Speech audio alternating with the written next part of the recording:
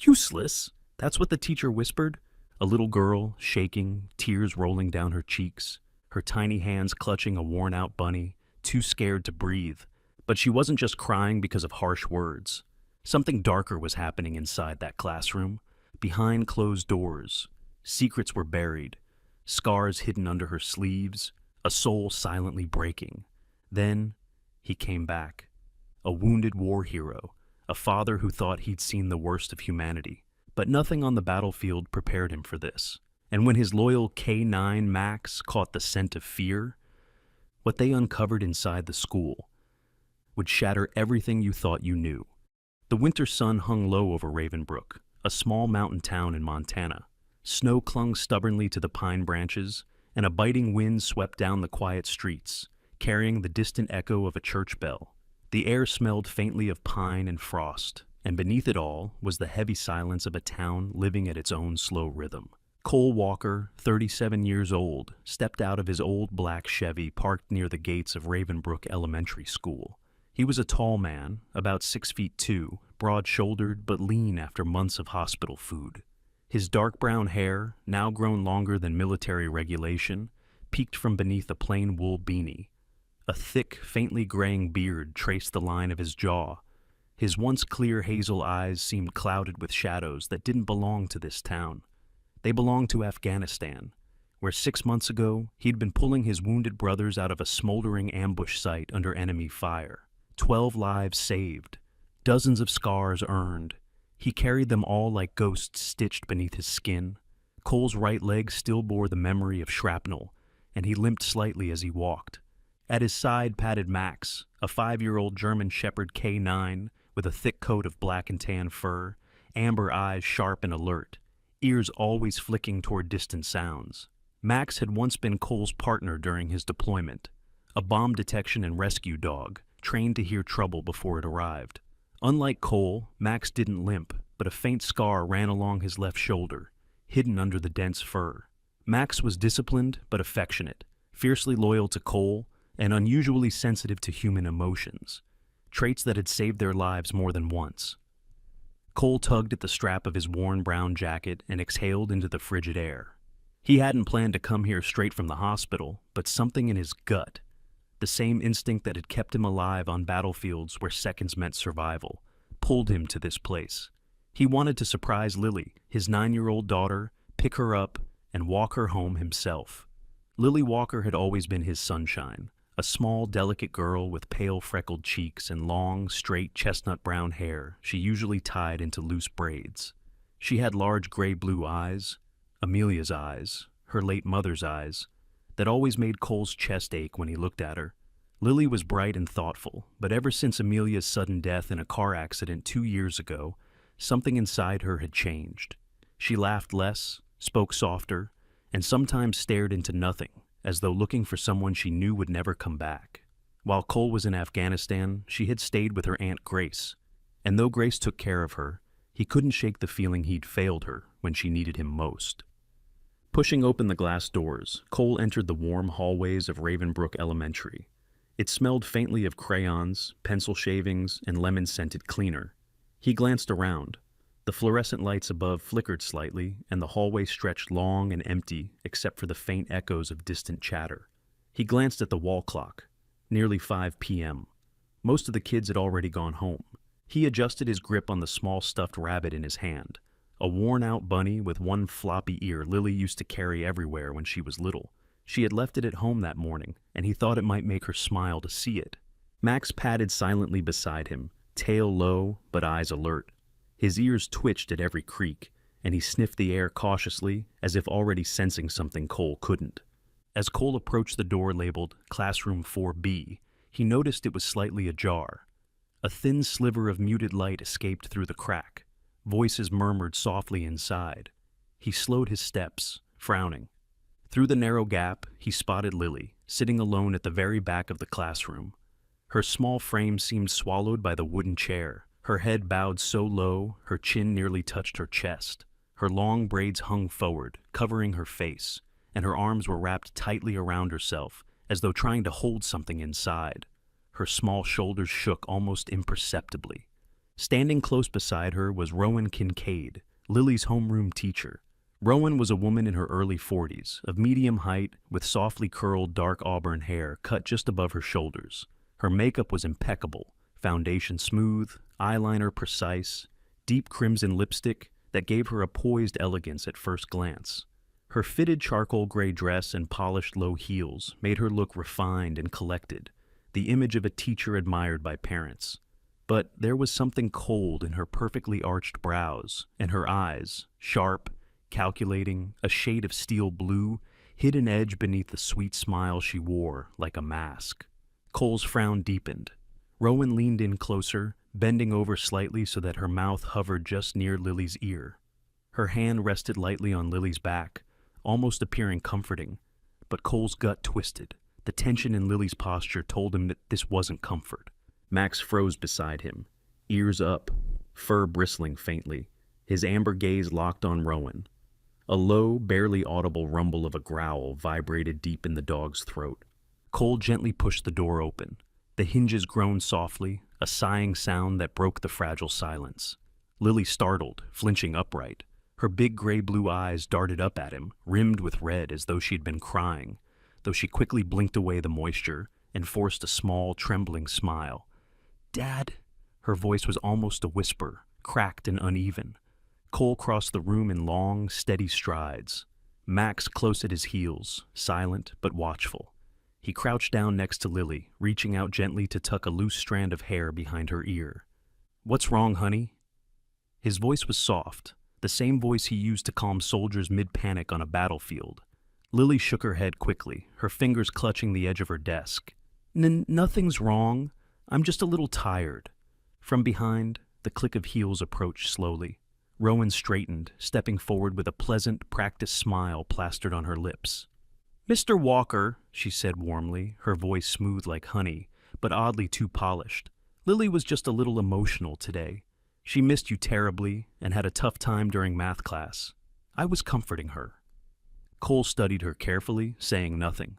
Up close, he noticed faint creases beneath Rowan's perfect foundation, the kind carved by years of forcing expressions she didn't mean. After a moment, he gave a slight nod, his jaw tight. "I see." He turned back to Lily, brushing her shoulder lightly. "Come on, sweetheart, let's go home." Lily gripped his hand instantly. Not the casual, joyful grip of a child seeing her father after a long day, but the desperate clutch of someone clinging to safety in deep waters. Cole's chest tightened. As they walked toward the door, he glanced back over his shoulder. Rowan still stood where she was, hands clasped neatly in front of her, that same serene smile fixed in place. But her eyes followed them, cold and unblinking, like a predator watching prey walk away. Max looked back too, lips drawn back slightly, teeth just peeking beneath his muzzle. A single low growl rumbled, so soft only Cole heard it. He placed a calming hand on Max's neck, but didn't shush him. In that silent exchange between man, dog, and teacher, Cole knew. Something was wrong. Very wrong. 3 weeks earlier, Ravenbrook was still buried under thick layers of snow, its narrow roads coated in icy frost. The nights were longer, the mornings colder, and the silence around Cole Walker's home felt heavier than usual. While he was still recovering from his injuries at the VA hospital, his 9-year-old daughter, Lily Walker, had been living with her aunt, Grace Bennett. Grace, in her mid-30s, was a tall and slender woman with soft blonde hair that she usually tied back into a simple bun, pale, freckled skin, and calm hazel eyes that held quiet strength. A registered nurse at the local clinic, Grace had always carried an air of composure and patience, but beneath that was someone still learning how to navigate her own grief after her sister Amelia's death, the car accident that had shattered their family. Since then, she had stepped in to care for Lily whenever Cole was deployed, but she often worried that she could never replace the warmth Lily lost. In those 3 weeks, Grace had begun noticing subtle changes in Lily's behavior. The little girl had grown quieter, barely touching her food, and at night, Grace often found her curled up tightly under the blanket, clutching the frayed-eared stuffed bunny Amelia had given her before she died. Sometimes Lily would whisper in her sleep, broken fragments like, "I didn't do anything wrong," and "Please don't be mad." At school, Rowan Kincaid, Lily's homeroom teacher, presented an entirely different image to the parents. On the outside, Rowan, a woman in her early 40s with perfectly styled auburn curls and precise crimson lipstick, projected warmth and professionalism. To the parents, she was the teacher everyone praised for her gentle guidance and modern teaching techniques. But behind closed doors, Rowan's demeanor shifted entirely. Her once smooth voice turned sharp as glass, her gaze cut coldly through children, and her perfectly manicured nails, polished in deep crimson, were quick to grip, pinch, or yank when the doors were shut. The first incident came on a Tuesday morning. The class had been working on their weekly math drills when Lily accidentally spilled her water cup across her desk. The noise was small, but in the tense quiet of the classroom, it might as well have been thunder.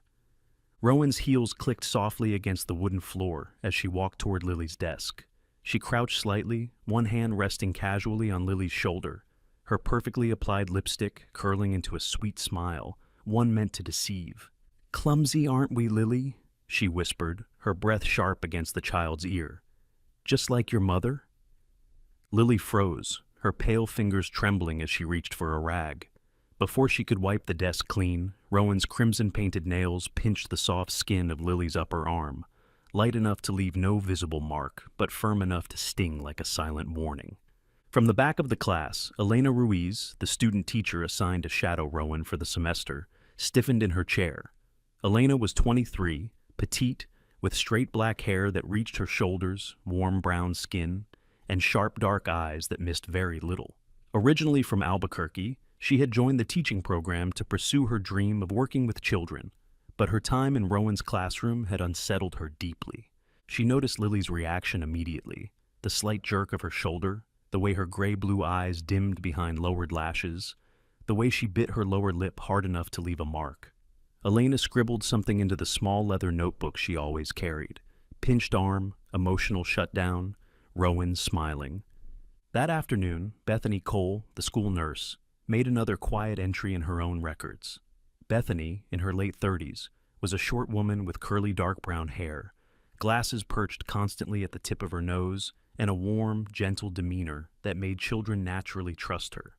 Over the past month, Bethany had noticed a pattern, tiny bruises forming along Lily's wrists, faint scratches on her upper arms, subtle swelling in her palms where she clenched her fists too tightly.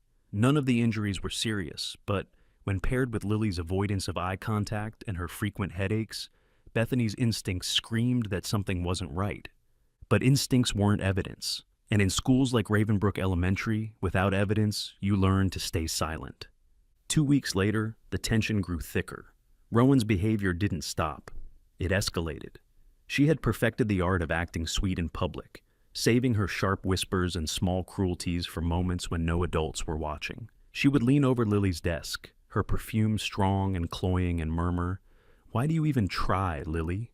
You're embarrassing yourself." One afternoon, Elena caught Lily flinching again, not from words this time, but from touch. Rowan brushed the back of her fingernails against Lily's neck as she leaned in to check her handwriting. Lily's whole body stiffened like she was bracing for impact. Elena's stomach twisted. She wrote another note, this time underlining the words, "Pattern confirmed. Intimidation." That same week, Grace had driven Lily to school, her old blue Subaru leaving faint tire marks in the snow. Sitting in the car, she glanced into the rearview mirror, catching Lily hugging her backpack tightly to her chest, small knuckles white from the grip. "Sweetheart," Grace said gently, brushing a strand of blonde hair from her face, "you've been so quiet lately. Is something wrong at school?" Lily hesitated, chewing on her lower lip, her big gray-blue eyes flicking away from Grace's gaze. "I'm fine, Auntie Grace," she murmured softly, then hugged her bunny tighter. Grace swallowed the lump in her throat and forced a smile, deciding not to press further, for now. But she wasn't the only one sensing something. That same morning, Cole stopped by the school to finalize Lily's early pickup schedule before returning to his rehabilitation program. He had brought Max with him, wanting to take the dog for a walk afterward. As they approached the courtyard, Max suddenly stopped mid-step. His sharp amber eyes locked onto something in the distance, fur bristling as his body stiffened. Cole followed his gaze, spotting Lily standing at the doorway of Classroom 4B, Rowan towering behind her. The teacher's hand rested lightly on Lily's shoulder, but Max's low, guttural growl rumbled like thunder, deep and instinctive. Cole gently touched the side of Max's neck. "Easy, buddy," he whispered. But his own instincts, the same ones that had saved him and 12 others in Afghanistan, were firing like alarm bells. Rowan noticed them watching. Her crimson lips curled into a warm, practiced smile, and she waved lightly. To anyone else, it looked innocent. To Cole, it looked rehearsed. Lily spotted her father and broke into a small, fleeting smile of relief before Rowan nudged her back inside. Cole's jaw tightened, his breath clouding in the frozen air. Max took another step forward, placing himself slightly ahead of Cole, his tail stiff, ears pricked, body poised. Not an aggression, but protection. That moment told Cole everything he needed to know. Max had sensed it too. When they got back to the truck, Cole sat silently in the driver's seat, staring out the windshield while Max rested his head on his lap. The quiet between man and dog wasn't empty. It was loaded with unspoken understanding. Cole stroked Max's fur absently, his thoughts racing. Something was happening at Ravenbrook Elementary. Something small enough to hide, but dangerous enough to leave Lily's shoulders trembling in silence.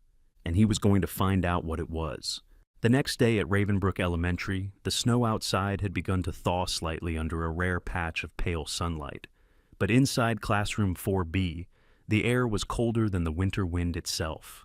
Oliver Gray, a quiet 9-year-old boy who often sat 2 rows behind Lily Walker, adjusted his small wire-rimmed glasses as he hunched over his notebook. Oliver was smaller than most of the other boys in class, with messy chestnut brown hair that always fell into his hazel eyes, and a nervous habit of chewing on his lower lip whenever he concentrated. Unlike most children his age, Oliver rarely spoke unless spoken to, but beneath his shy demeanor was a clever, observant mind that remembered details others ignored. His parents, both accountants who worked late, had raised him to be polite, respectful, and reserved, but loneliness had made him watchful. And today, it made him brave. He had been watching Lily closely for weeks now, noticing the way her hands shook when she held her pencil, the way she always hesitated before answering questions, the way her gray-blue eyes sometimes clouded with something heavy and unspoken. Today, however, was different.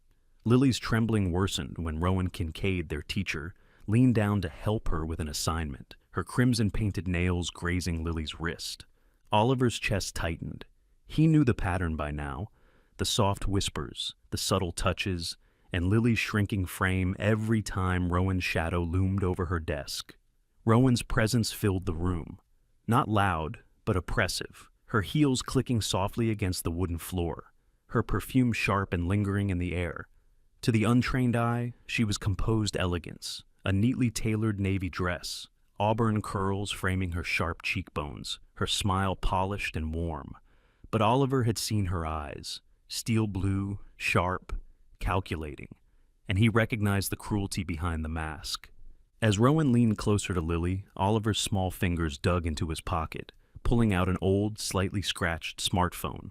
It was his father's old device, one he secretly borrowed that morning after overhearing Grace talking about Lily's recent mood swings when she picked her up the day before. With a shaky breath, Oliver unlocked the screen, opened the recording app, and slid the phone carefully under his desk, pressing record.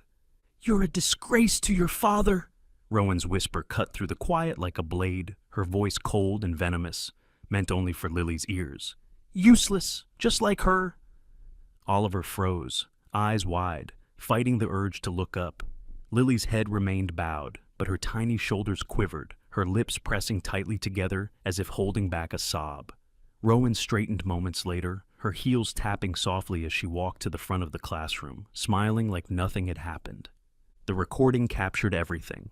At lunch, Oliver waited until the room was nearly empty before approaching Elena Ruiz, the young student teacher who had been shadowing Rowan since the start of the semester. Elena was sitting at the back, her dark hair falling over her shoulder, as she organized lesson plans in a small leather-bound binder.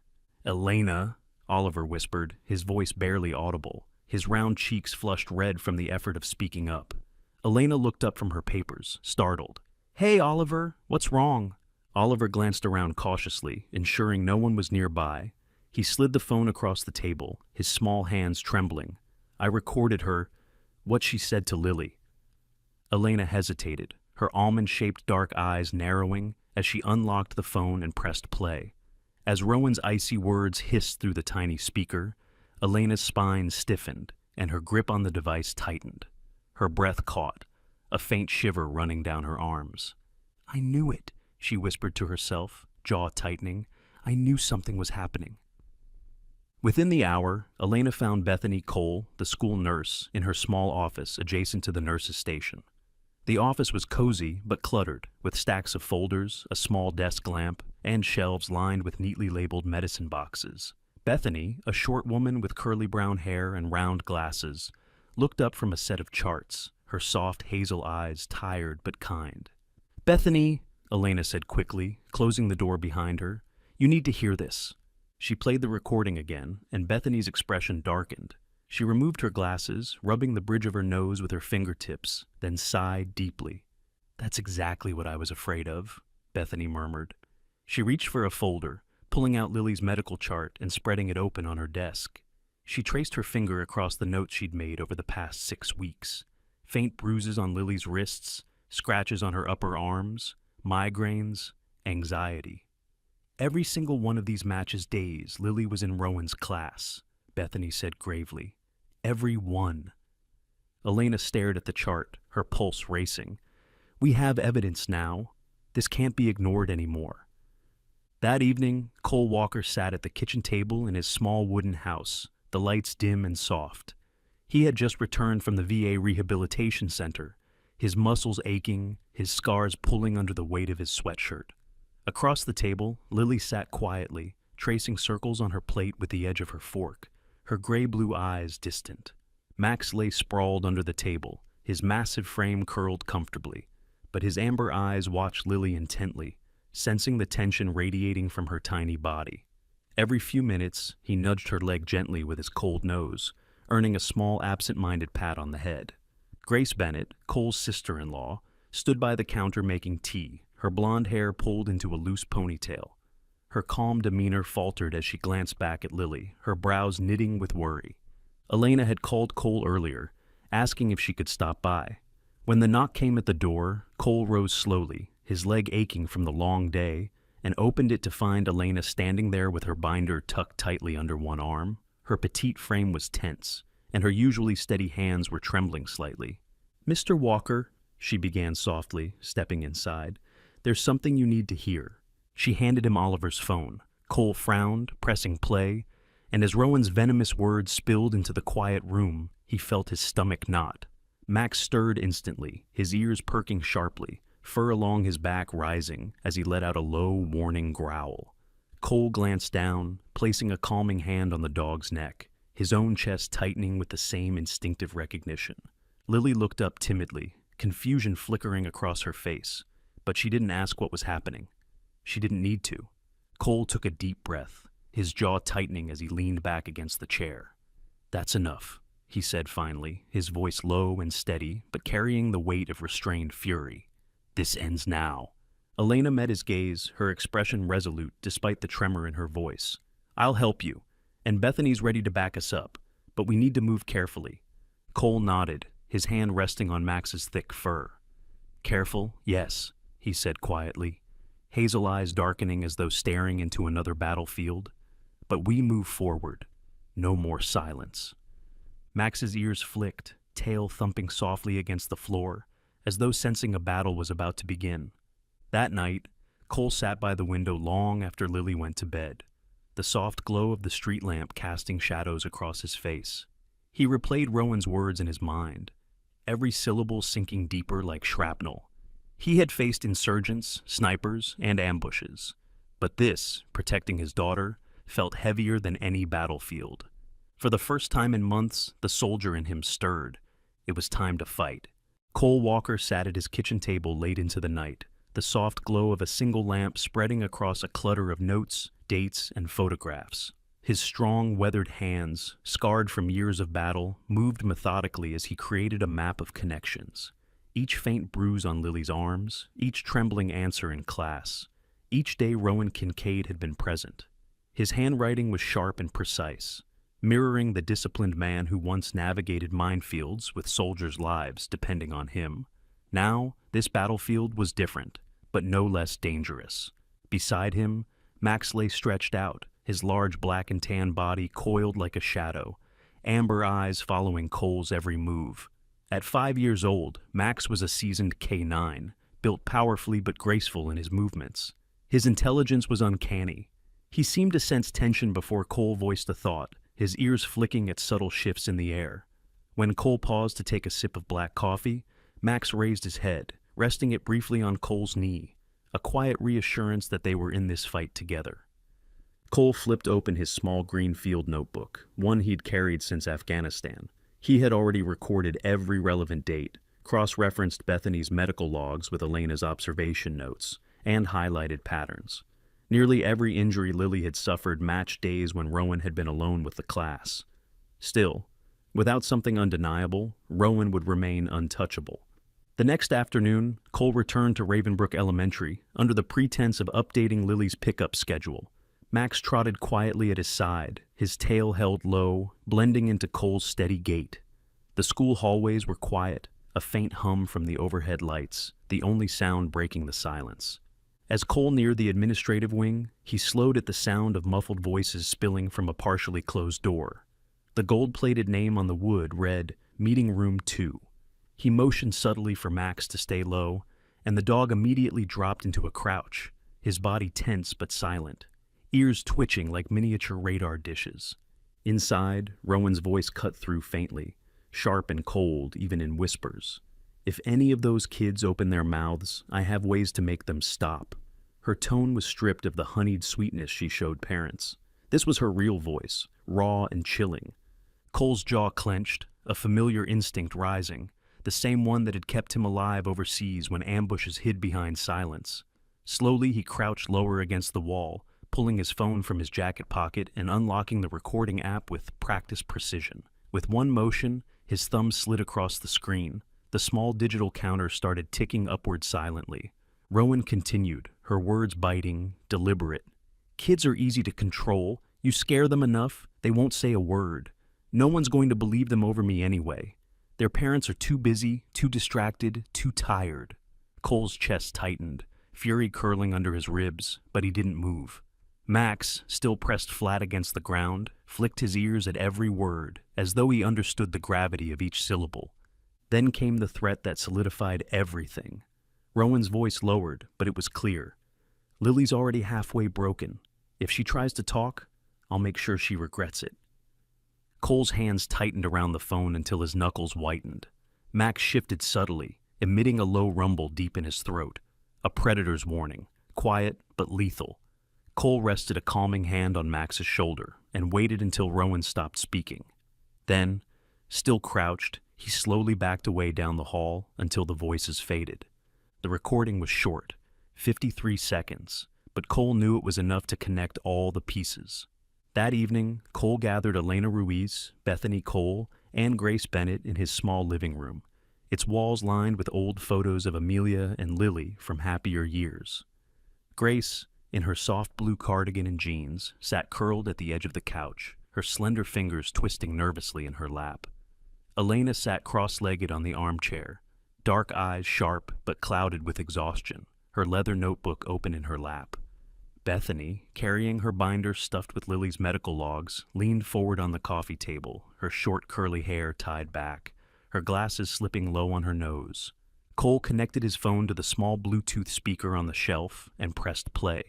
Rowan's voice filled the room, cold, ruthless, stripped bare of pretense. Grace's breath hitched. "My God," she whispered, one hand rising instinctively to her mouth.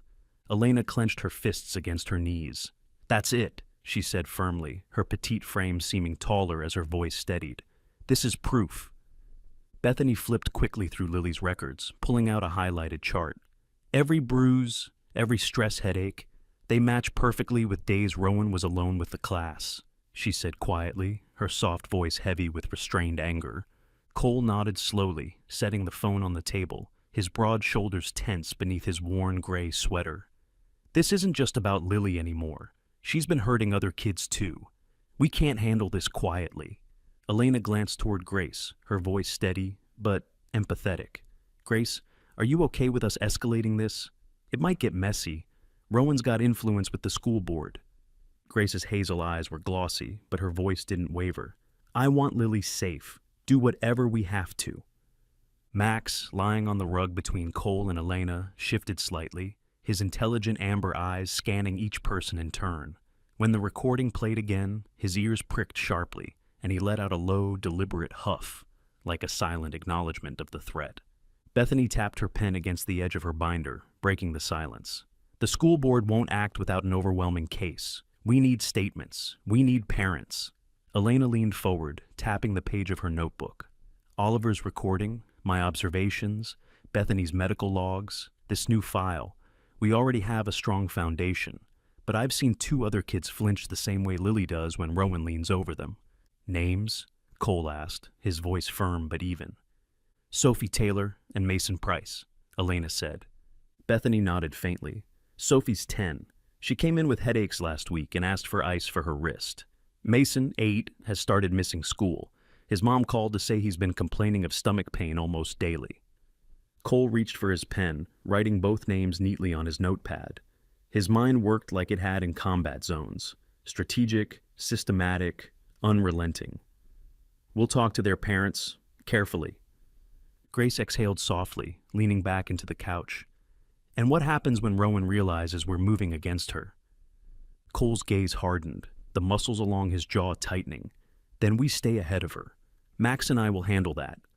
At his name, Max's ears flicked, tail thumping once against the rug, his silent promise to protect resonating louder than words ever could. By the end of the night, the plan was set. Elena would quietly gather observations from other students. Bethany would update the medical logs and prepare formal statements. Grace would document Lily's emotional episodes at home. And Cole would be ready. When everyone left, Cole knelt beside Max, his fingers combing through the thick fur along the dog's neck. Good work today, he whispered softly, the weight of his words layered with gratitude and resolve. Max leaned his head into Cole's chest, his steady heartbeat matching the quiet rhythm of the man who had been forged on battlefields and was ready to fight another one, this time for his daughter. Tomorrow, the real confrontation would begin. The following afternoon, the icy winds sweeping through Ravenbrook carried the scent of pine and fresh snow.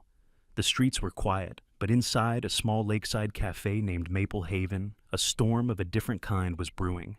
The cafe, with its rustic brick walls, warm amber lighting, and soft aroma of roasted coffee beans, served as the meeting place for those who had decided they could no longer stay silent.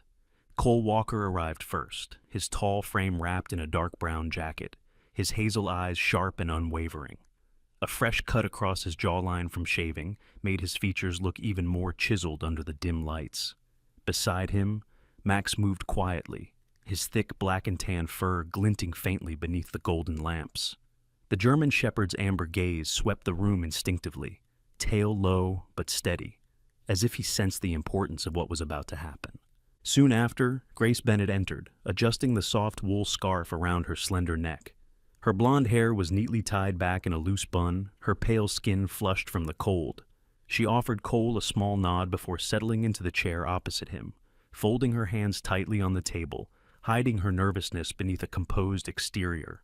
Elena Ruiz followed, her petite frame bundled in a navy pea coat, dark brown eyes alert despite the weariness beneath them. In her hands was a leather-bound notebook, the edges of several sticky notes peeking out like bookmarks to vital pieces of evidence. Lastly came Bethany Cole, the school nurse, her round glasses fogged slightly from the winter air. She carried a bulging canvas bag filled with carefully organized medical reports, each tab marked with names, dates, and colored labels for different levels of injury. Her curly brown hair was tied back messily, and there was a quiet determination in her expression. They weren't alone. For the first time, several other parents had joined the table, each wearing the same mix of exhaustion and resolve. Among them was Harper Taylor, Sophie's mother, a tall, elegant woman in her early 40s with shoulder-length chestnut hair, high cheekbones, and a graceful posture that contrasted the slight tremor in her hands. Across from her sat Daniel Price, Mason's father, a stocky man in his late 30s with rough hands, sandy blonde hair cropped close, and a neatly trimmed beard. His deep-set green eyes burned with anger that he tried, unsuccessfully, to hide. Cole leaned forward, resting his elbows on the table, his voice steady and calm. "Thank you for coming. I know this isn't easy for any of you, but we have to face this together." Harper's voice trembled as she clasped her hands tightly. "I thought Sophie was just sensitive, but then she started crying at night, saying she didn't want to go to school anymore. She's been waking up from nightmares, saying she's coming." Her voice broke, and she pressed a tissue to her lips. Daniel clenched his fists against the table, his jaw rigid. "Mason hasn't been the same either. He says his stomach hurts every morning, refuses to get dressed for school. He won't say what's wrong, but now I know." He exhaled shakily, his shoulders broad beneath his plaid flannel shirt, the weight of a father's guilt sinking into his rough features. Elena opened her notebook, flipping to a page marked in red. "Oliver Gray gave us 2 more recordings," she said, glancing at Cole. "They confirm what we've suspected. Rowan systematically targets specific children, shaming them, belittling them, making sure they're too scared to speak." Bethany slid a folder across the table, her voice quiet but steady. "And these," she said, tapping the documents with her index finger, "are 8 additional medical logs. Bruises, headaches, stress rashes. Every single one matches days Rowan had prolonged contact with those kids."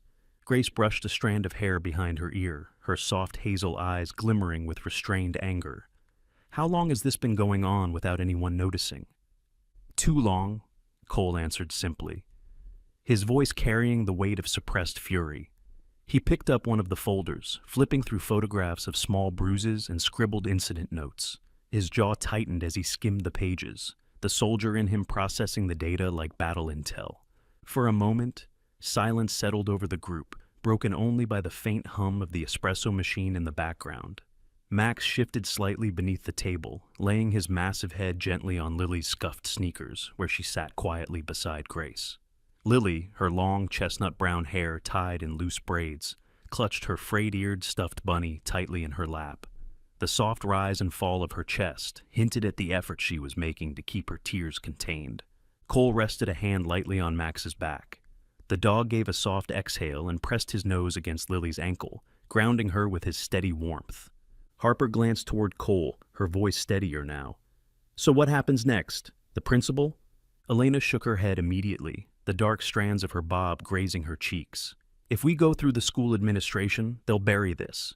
Rowan has influence. The board has ties to her through other parents. They'll protect her." Bethany adjusted her glasses, nodding. "She's right. I've seen reports dismissed before. If we want change, we have to go higher." Cole leaned back in his chair, folding his arms across his chest, his voice low but resolute. "We take this beyond Ravenbrook Elementary. We file a formal case directly with the Ravenbrook Department of Education and the Child Protection Agency. No intermediaries, no loopholes." Daniel's green eyes hardened with renewed determination. "Then we fight. For our kids." The table grew quiet, the weight of their decision settling heavily in the warm air. Cole looked around, his hazel eyes meeting each person's gaze in turn.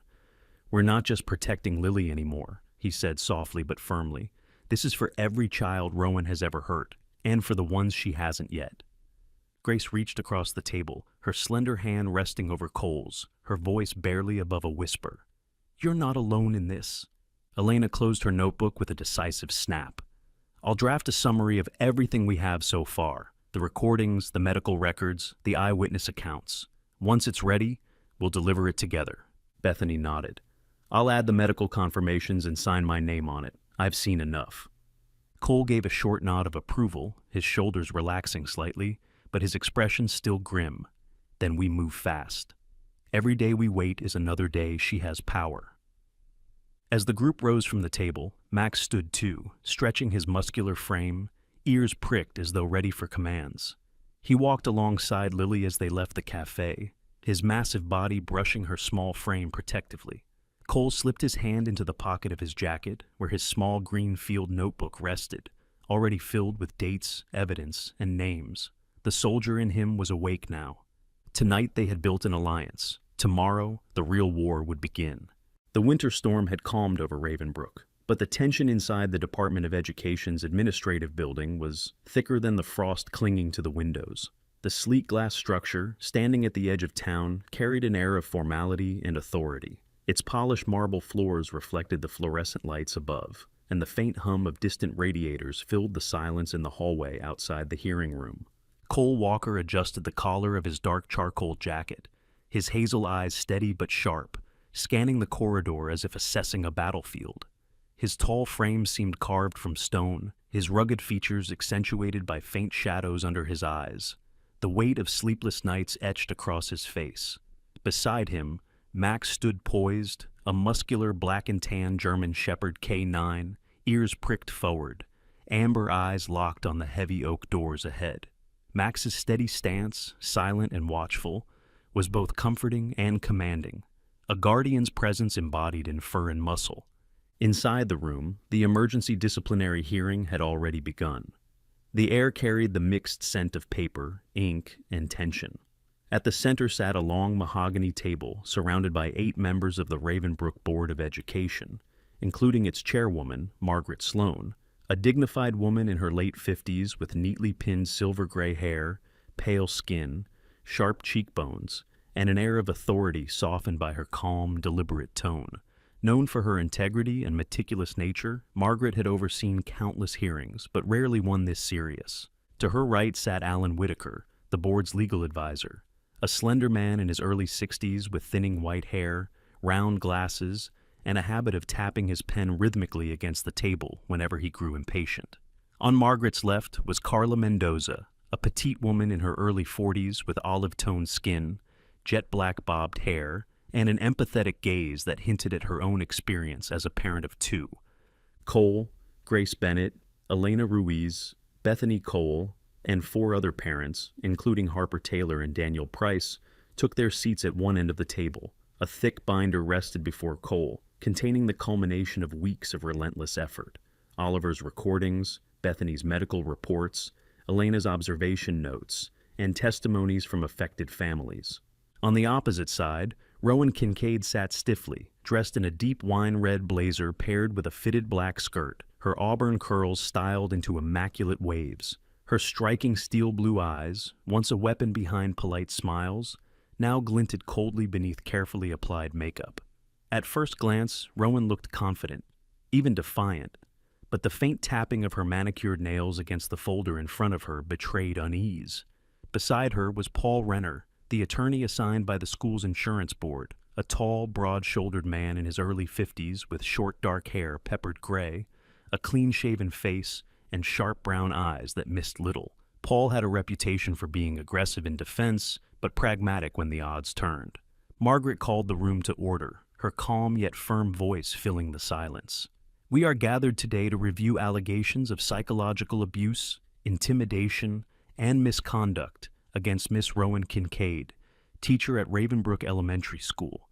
This hearing is to determine whether disciplinary action, including termination, is warranted based on the evidence presented." Cole's jaw tightened, his hand resting lightly on Max's head beneath the table, grounding himself in the steady rhythm of the dog's calm breathing. Elena was the first to speak, her voice steady, though her petite frame seemed smaller beneath the heavy weight of the moment. She explained the recordings made by Oliver Gray, the pattern of Rowan's targeted harassment, and the student's visible emotional decline over the past semester. As she spoke, Carla Mendoza leaned forward, her dark eyes softening with concern. Then Bethany stepped up, laying a set of color-coded charts before the board. Her round glasses caught the glare of the lights as she flipped through photos and injury reports. "These are medical logs documenting bruises, tension headaches, stress-induced rashes, and weight loss," Bethany said, her soft but firm voice carrying to every corner of the room. "Every case lines up precisely with Miss Kincaid's direct interactions with these students." A murmur rippled among the board members. Alan Whitaker leaned toward Margaret and whispered something under his breath, his pen tapping faster now. Next, Harper Taylor spoke, her elegant frame trembling slightly as she gripped the edges of her chair. "My daughter Sophie wakes up from nightmares almost every night," she said softly, her voice breaking midway. "She says she hears Miss Kincaid yelling at her, even when she's home." Daniel Price, seated beside her, clenched his fists tightly. My son Mason refuses to go to school. He says his stomach hurts every day, and now I know why." His deep voice reverberated, carrying both anger and restrained pain. Margaret raised her hand, restoring quiet. "Thank you. Mr. Walker, I understand you have provided a critical piece of evidence." Cole rose from his seat, standing tall, his broad shoulders squaring as he approached the board. He slid his phone across the table, connected to the speakers, and pressed play. Rowan's voice filled the room. Cold, sharp, unfiltered.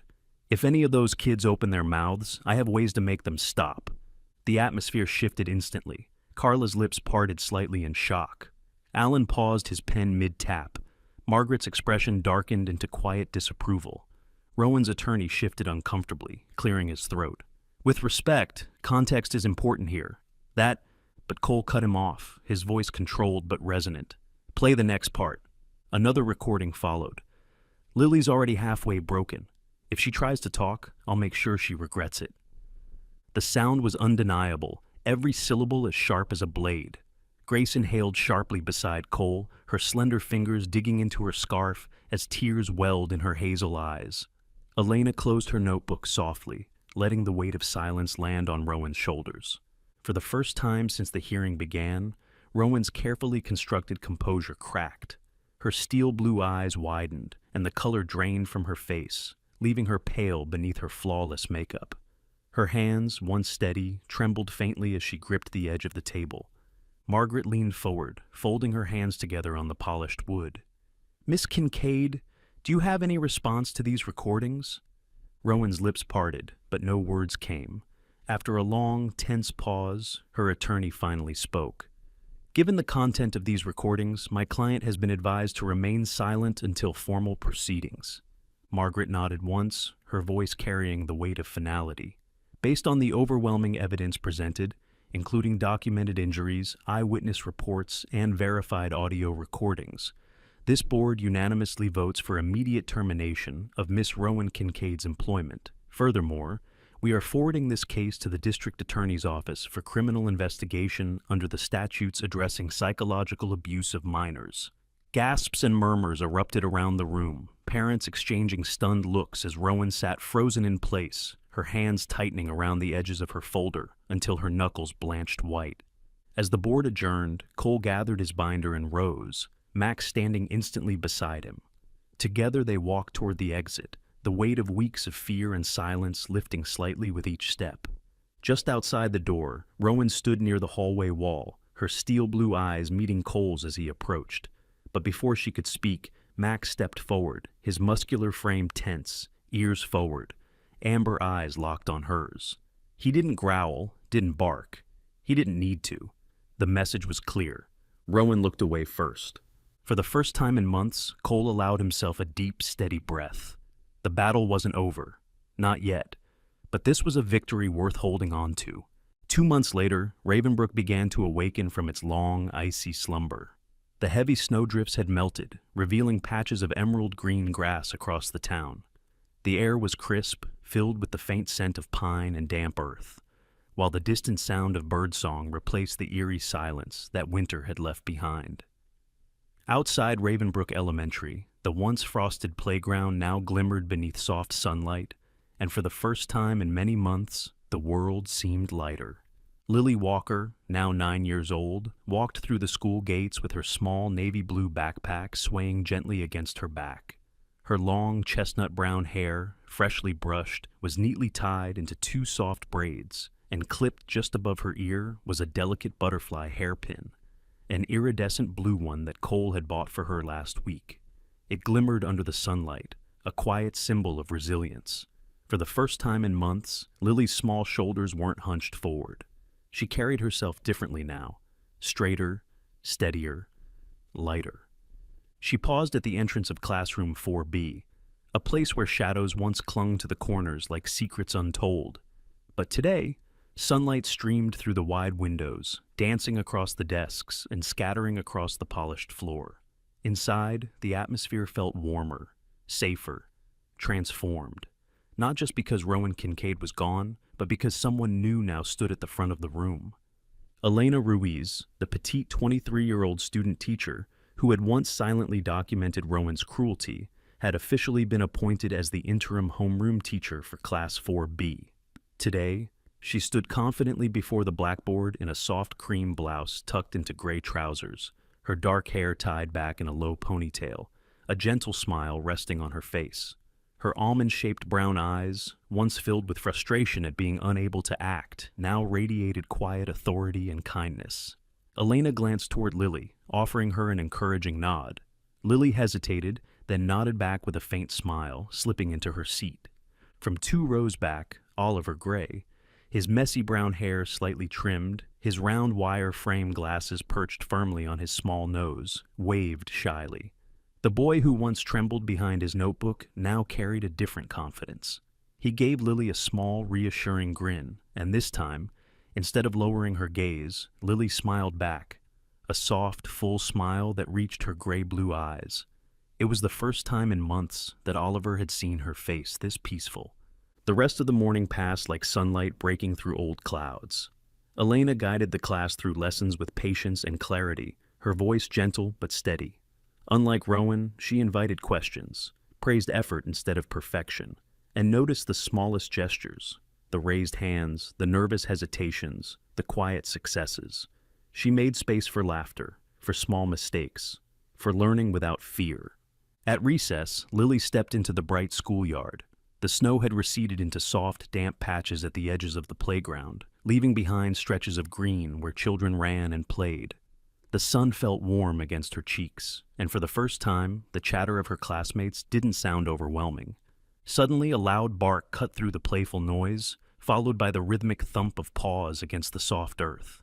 Max, Cole's 5-year-old German shepherd, bounded across the open yard, his muscular frame gleaming beneath the sunlight. His thick black and tan fur rippled with each powerful stride, his ears pricked, amber eyes bright with focus. Clamped gently between his jaws was a worn tennis ball, green fuzz frayed at the edges from weeks of chasing. Max skidded to a playful stop in front of Lily, dropped the ball at her feet, and sat upright, tail wagging expectantly. Lily's laughter, light and unguarded, broke free, a sound Cole hadn't heard in far too long. She crouched down, stroking Max's head as he leaned into her touch, his breath warm and steady. "Okay, Max," she whispered, her small voice carrying a hint of newfound confidence. "Go get it." She tossed the ball, and Max bolted across the yard, his paws kicking up tiny bursts of damp soil before returning with precision, dropping the ball at her shoes once more. Around them, a few of Lily's classmates, Oliver among them, joined in, their laughter carrying across the bright schoolyard. From a distance, Cole Walker leaned casually against the chain-link fence, watching his daughter with quiet pride.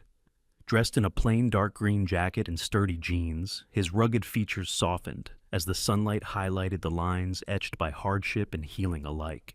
The faint shadows under his hazel eyes had begun to fade, replaced by something steadier, calmer. Standing beside him, Grace Bennett tucked her blonde hair behind one ear, the early spring breeze lifting her pale scarf slightly. She held a takeaway cup of coffee between her slender hands, her hazel eyes locked on Lily's joyous expression. "She's changing," Grace said softly, a small smile touching her lips. Cole nodded, his gaze fixed on Lily as she played. "She's healing," he replied, his voice quiet but steady. When the final school bell rang, Lily ran up to Cole, her small boots splashing lightly in a shallow puddle as she threw her arms around his waist. Max padded up beside them, pressing against Lily's legs protectively. Cole ruffled her braids gently before walking her to the truck, Grace following close behind. That evening, the family gathered in Cole's cozy kitchen, where the soft orange glow of the pendant lights warmed the walls. On the wooden dining table sat plates of freshly cooked spaghetti, a recipe Amelia, Lily's late mother, had perfected years ago.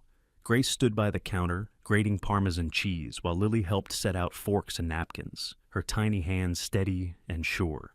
Cole stirred the sauce slowly, his hazel eyes reflecting both the present moment and lingering memories. The scent of garlic and tomatoes filled the air, carrying with it echoes of Amelia's laughter from long ago. For a brief moment, the silence between them wasn't heavy anymore. It was comforting, familiar.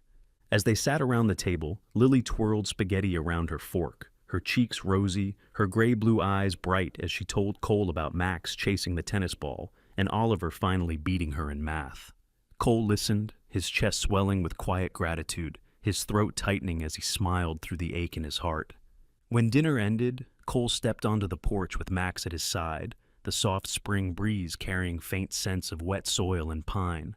Max settled into his usual spot at the top step, ears alert, scanning the quiet street with unspoken vigilance. Cole leaned against the wooden railing, hands in his pockets, his gaze drifting toward the horizon, where the last hints of sunlight bled into twilight. The past was still there, carved deep into their memories, but for the first time in months, the future felt possible. Behind him, inside their small, warm home, Lily's laughter carried softly through the open window, and at his side, Max, silent, steadfast, unyielding, kept his quiet watch.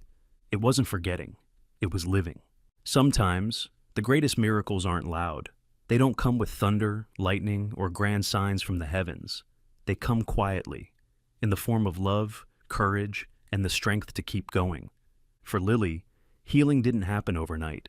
It came through the unseen hands of kindness, a father's sacrifice, a loyal K9's silent protection, and the unwavering support of people who refuse to look away. And maybe, just maybe, that's how God works.